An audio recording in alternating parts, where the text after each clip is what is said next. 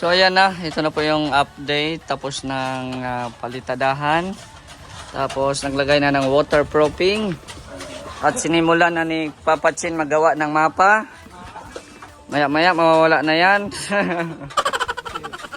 Ubusin mo yung isang mukha bago mo ano. Ayan. So nag-ano po dito, skim coat na sa labas. So ito po yung waterproof.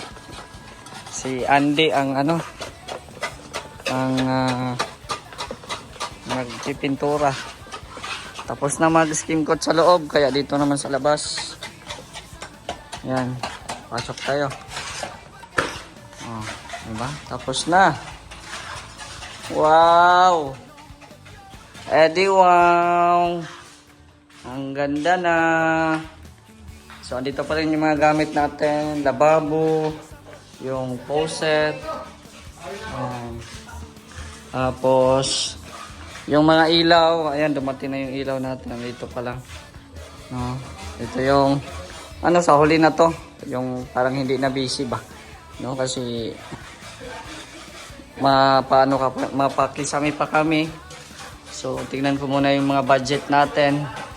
No? Kung magkasya pa yung ating budget. At syempre maraming salamat din po sa mga always na nanonood at tumulong kay Mr. J. Maraming salamat po. Kung hindi po dahil sa inyo, hindi po tuloy-tuloy yung ating patrabaho. Ayan. So, dito si Guard. Anong ginagawa mo dyan, Guard? Okay. Papalitada sa ano, sa poste. Last ball na. Ay, grabe. Poso Negro na agad. Bukas. Sana maganda ang panahon. No? Ngayon, maganda ang panahon eh. Oy. Oo. Kaya nga. Papachin yung pump. Papachin ha. Papachin yung pump. Kasi para makuha yung tubig dyan sa Poso Negro. Ayan, so dito po. Ayan, naglalagay na din po ng waterproofing. Tapos na din ito. Palitadahan, ayan. Yung mga canopy, ano pa yan? Palitadahan pa yan? Hindi na. Ha? Skim coat na lang. Waterproofing din natin yan. Magaspang pa kasi yung ano, canopy. Ano pa? Ayan oh. Ang ganda pati. Ha? Ang gaya nung ko ikaw, ganyan din. Tsura. Skin coat ko lang yun. Okay. Pero mawala naman yan. Oo. Pwede papalitan lang mo ngayon. Sige lang. And so, okay na din dito. Wow, ganda na. Tapos na yung mga poste. Dito lang sila sa gilid. Musta Kuya Dennis? Sanay na. Grabe oh. Dito na lang sila nagpapalitada. Bukas dito na sila. Poso Negro. Ano ka pa turo na sa ano bukas? Lababo? Oo, para mag-ano kayo. Hati kayo ng trabaho. Lababo. At saka yung sa kisame pala Kuya Dennis, mahingi ako ng ano. At ipapa-estimate ko na muna. Kung magkano yung gagastusin doon. Mahingi muna ako ng ano mga bibilhin doon. No, kasi meron na tayong ilaw eh. Nabili na tayong ilaw, dumating na. Sa ceiling panel, yung sa ceiling panel, hindi ko magbibigay ang estimate noon. Yun yung sa binibigyan ng ceiling. Oo, kaya ilista lang yun sa ano. Yun sa mga papaano lang yung trusses ba din ba yun? Yung metal paring? Oo, metal paring. Tapos yung ano, yung anong tawag doon? Hardiplex. lahat ito. Tapos yung PVC panel na nasa gitna. Ayan na, nalagyan na ng waterproofing. Ito sa gilid. At nililinisan na naman ni Andy yung kabila para maging smooth. Ay grabe. At dito tinatrabaho agad ng mag-ama oh. Lagyan ng skim coat agad oh. Ay grabe. Yan, maganda yan. Para mapadali yung trabaho. Kuya Red, Ate Lorne, ayos ba? Ayos? Kita ko na yung, yung tubong, yung labaw. Ah, yung mapa. Nakita mo na pala. Oo. Oo.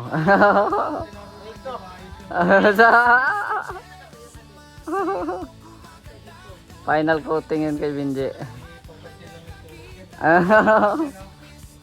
Hmm. Oh. Bagong gupit pati yan. Hindi pa nadakip yung naggupit sa'yo niyan? Wanted pa. Ay grabe oh, pag zoom out natin, tingnan kabuuan. Wow. Ang ganda. Nakabit natin ulit yung ating yung pintuan at palagyan natin to ng lock. Ayan, so magbayad tayo niyan, palagyan natin ng lock.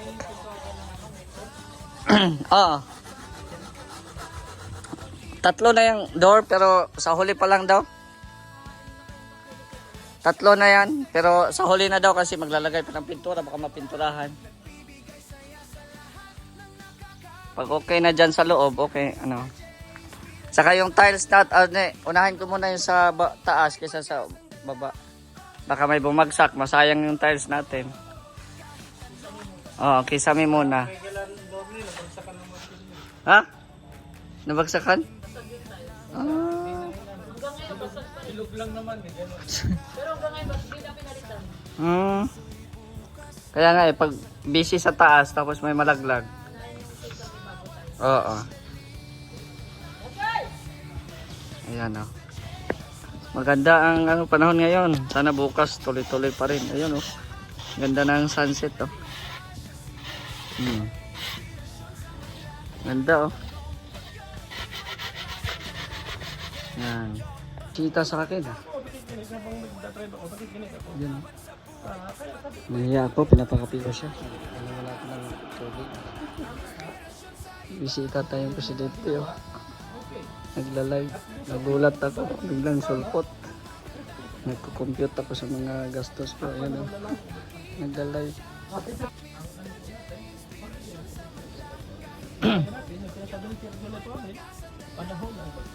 Oh, magkape ka muna. Para di ka mainitan yung ulo mo. Dumalaw ka. Siyempre, namimiss na kita eh. Hindi mo kayo nagalaw eh. Yan yung nasabi ko Mr. Day sa iyo eh. Busy pa ako. Yan yung nasabi ko. Yan na si Boss B oh. Ang ganda. Pasukin mo. Grabe oh. Gusto ko magpabahay na. Gusto ko kalapit bahay kita. Ay grabe yan oh. Doon lang ako sa kabila doon. Oh. Ganda. Bayaran mo na kasi. Bayarin mo na yung lupa. Ay grabe. Kat na ako January. Wow! Sabi ko. Grabe. Grabe naman. May kisame to? Oh, meron yan. Tama yan, may kisame. Sino nagkaroon ng wearing? Ano ni Agol? Yung bayaw. Magkano sa butas? Hindi ko pa alam eh. Hindi pa yan bayad. Pero siguro maliit lang to, mga nasa 9 or 8 lang ata ito.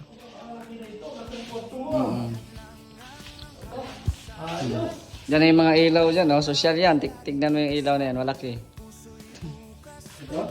Pang mayayamanin. Wow! Oh. Mukhang mayaman. Sana ko. Maliit. Bakit sabi pa nito? Screen yan, pang ano sa malamok. Oo, para pag halimbawa gusto mo ng hangin, ano? Oo. Tama. Pero, ba't hindi ko na ba lang aircon? Mara mo magka-aircon. Ayan oh, abang oh. Abang mo sa sakan. Mm. Ganda. Kung magkaganito ng bahay, ilan na gastos mo ito? Mahigit 280 na ata. Ay, siya. Kompleto na, mayroon na ditong mga gamit sa kusina, yung mga lababo, gas Saan stove. nalagay na ba mo? Diyan. Dito? Walang ang CR dito lang sa labas kasi gusto ko malawak ang ano. Yun siya, nasa labas. Oo, pero wala pa yan, hindi pa na ano, hindi pa naumpisahan. Dito. Matubig talaga dito, no? Matubig. Kanino mo ito lupa? Kay, Maberchos. Ayun, yung kabila na yan. Kay Red yan yung may, Gawin na tayo na yung kaya na yun. barracks yan, barracks. Doon ako sa bukid, doon ako. Sa kabila doon. Sa kabila, pwede. Pasyal ka dito din. Sama mo si Kuya Bal.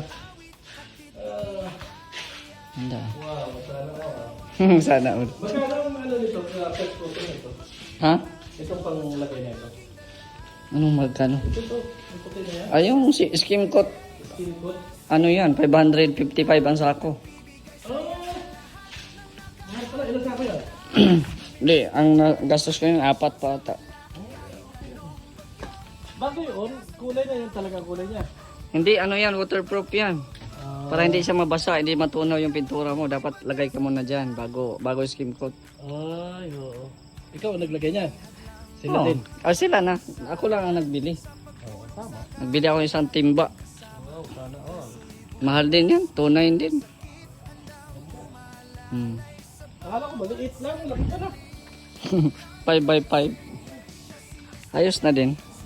Ano yung gusto nito? Hindi, lumaki siya kasi pinataasan ko. 4 na ano yan, 4. 100 square meter ko no? Oo. Sagad na ito doon.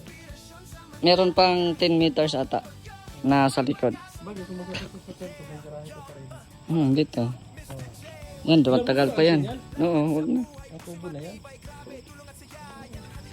Ganda. Kapag may bisita, dito yung unang dati. Oo. At kung may mga ano, may electric pa naman, may wiring na, ano, Oo. dito lang may electric pa. Kaya nga eh. Pero kung maalis man siguro to, ito lang tambayan kasi maggawa pa ako ng terrace pag makasa-budget. Kasi para pag may sasakyan, may terrace na, may ano na siya. Ang ganda ng ano oh. Ano rin yan eh. Ha? Gusto ko rin magkaroon ng bahay. Ay, grabe. Oh, nagsimbre ka na? Ganda, ganda. Cute. Oy, alis na ako. Sige na. Salamat ha. Oo. Sa isang araw, pagka ano, mapunta ko rito. Sige na. Ang layo ito sa kyan ko. Ispatan ko lang.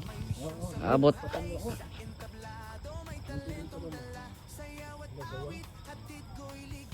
Ay. Wait lang. Ang layo ng ano nito eh.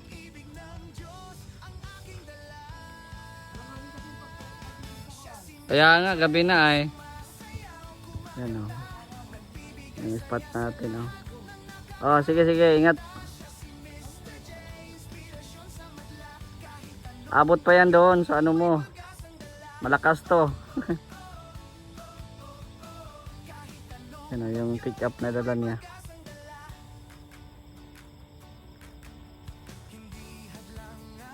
Ayan, si Birador po bumisita sa atin. Nagulat ako eh. Mabuti kape lang yung hiningi niya. Mabuti kape lang hiningi niya at wala pa akong sinaing. At naubusan ako ng bigas. Wala din si Gab dito. Ayan. Sige, ingat. Ayan. So, abot pa yan oh. Oh, di ba? Ang lakas. Ang lakas to.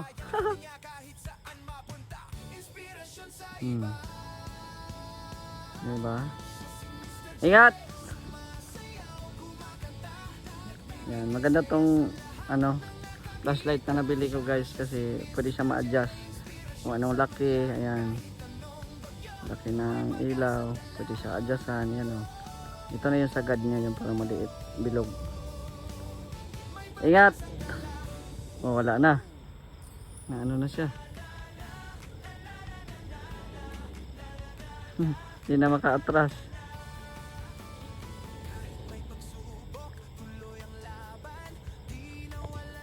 pinasok niya dito.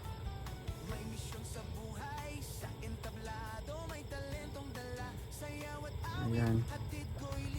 So, ito po yung mga gagamitin natin na materialis, no? Para sa ating